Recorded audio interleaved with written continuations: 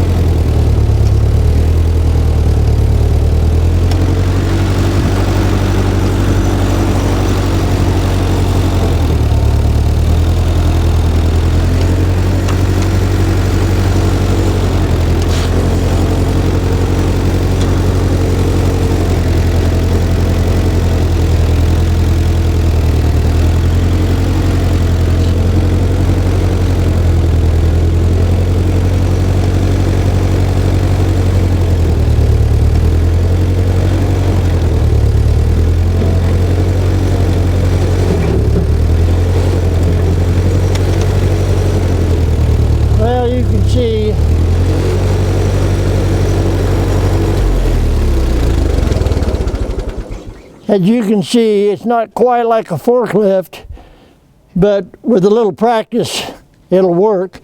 And we, every time we get material in where we're working on a building or something, this is what we use, and it works out great. Just saves me going out and spending thousands of dollars to buy a forklift. We don't use it very often, but when we do, it comes in real handy.